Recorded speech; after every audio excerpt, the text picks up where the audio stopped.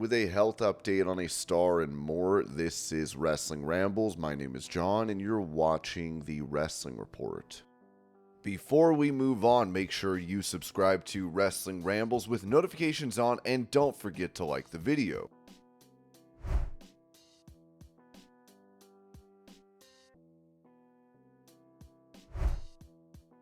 Asked if he regretted winning the custody of Dominik Mysterio match against Eddie Guerrero, Rey Mysterio told BWGS Pod, "That's a very good question that I have never been asked, and now that I think about it, I wouldn't have even had that match. I would have told Eddie, keep him. I don't want to risk my body, because that was brutal, the way Dominik turned out after that, but I also asked myself, what would have happened if Eddie would still be here? Like that, this whole story that has been created. It must be, I think, he watches a lot of his stuff, and somehow there's some sort of internal connection, and I wouldn't doubt it that Eddie's giving him pointers from the heavens."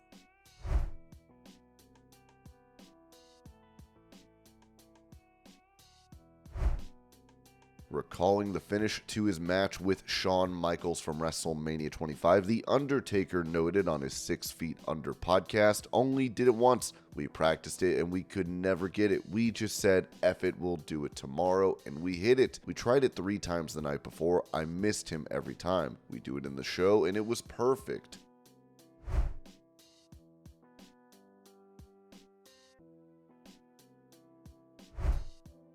With him having previously said that he misplaced his passport, WWE commentator Pat McAfee gave an update, writing on X, "Quick life update, I have found my passport. Feel like a real adult right now. It was in a drawer that hadn't been opened in years. Thought that thing was gone. Can't wait to get to Montreal Monday for Raw. Gonna learn so much French before I get there."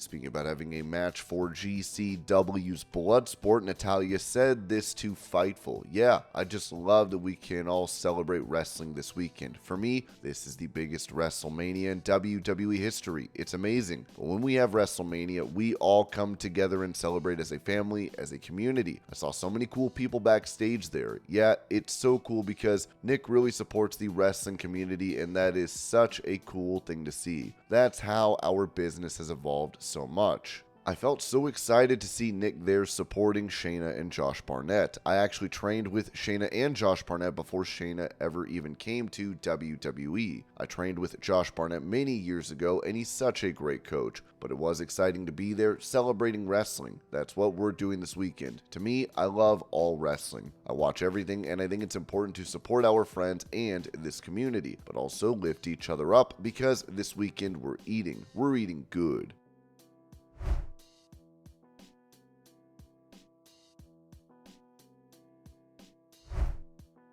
Following a release from WWE, Tenille Dashwood returned to in-ring action recently as she reflected on it in a post, writing, "Can you tell I had fun being back in the ring? First match in a long time, and it felt so good. Such a special weekend wrestling in my home country and home state."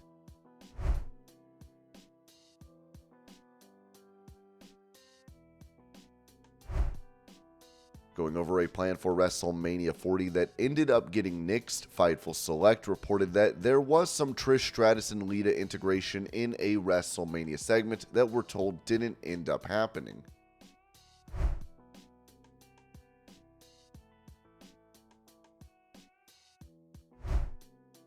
When it comes to how WWE views Tama Tonga's debut on Friday, Ringside News wrote that following SmackDown, Fightful Select offered insights into the backstage response to Tama Tonga's major debut. According to the report, WWE was pleased with the positive reception Tonga received on television, particularly given his limited exposure in the United States before this appearance. It was also noted that, unlike other surprise debutantes in the past, Tama Tonga was not kept hidden backstage before his appearance on SmackDown. Fightful Select said Tama Tonga has been eyed for WWE for quite some time and is now inserted in one of the top storylines in the company. Solo Sikoa introduced him into the bloodline, kicking Jimmy Uso out. Tonga's official WWE debut was a long time coming, and one that has been expected over the last few months. We haven't heard of any talks between Tama Tonga and AEW as of yet, and we're told it was a foregone conclusion that he was headed to WWE and has always maintained a positive relationship with the company.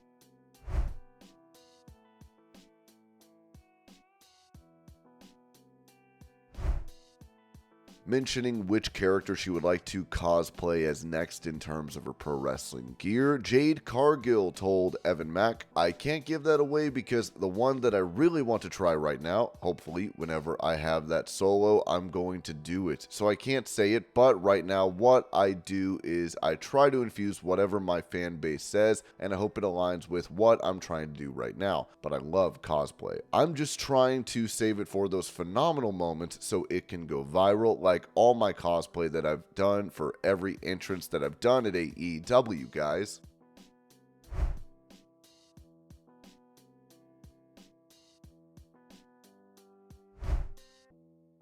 Following an incident at a hotel where she was allegedly kicked out over staff believing her to be an escort, Chelsea Green gave an update on the situation, writing on X, "Just had a really positive conversation with the general manager of Fairmont Hotels Plaza. All I ever wanted was an apology, and that's exactly what I got. Humility and humbleness are everything."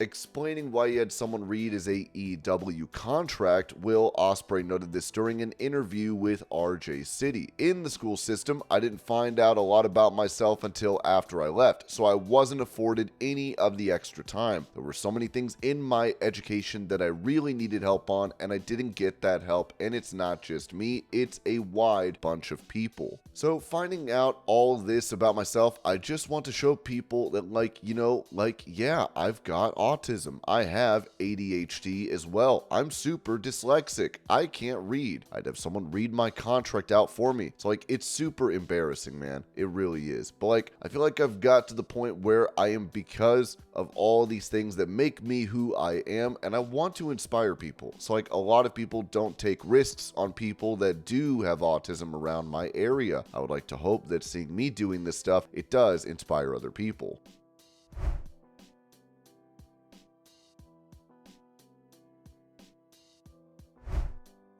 Staying on the topic of Will Ospreay, former writer for WWE, Freddie Prinze Jr., said this on his podcast about Ospreay not joining the company. "WWE fumbled this so bad." And Will talked about this in an interview. He was like, "Yo, it was basically," and I'm paraphrasing, "it was an NXT contract or it was millions of dollars at AEW. Peace."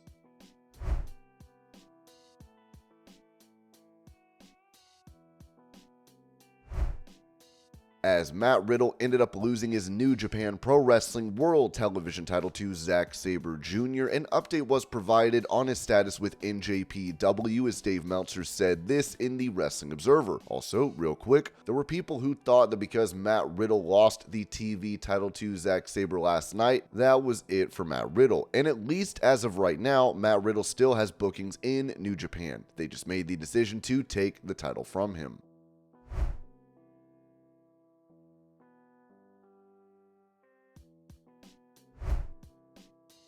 In a possible sign that he is returning to WWE, Erick Rowan pulled out of an appearance as East Coast Pro Wrestling. We have just received word this evening from Erick Rowan that unfortunately he will not be able to make his scheduled appearance next week at Coletown Carnage. Erick stated that new contractual obligations are preventing him from making several dates, including ours. "This is the first time in ECPW history that one of our scheduled stars canceled, and it is out of our control." With that being said, the show will still feature former WWE superstar Brian Kendrick, the debut of Vanessa Craven, plus all of the superstars of East Coast Pro Wrestling. 3 title matches, a new Waterford Rumble, and much more goes down next Saturday at the new Waterford and District Community Center. Please message the ECPW Facebook page if further information is required.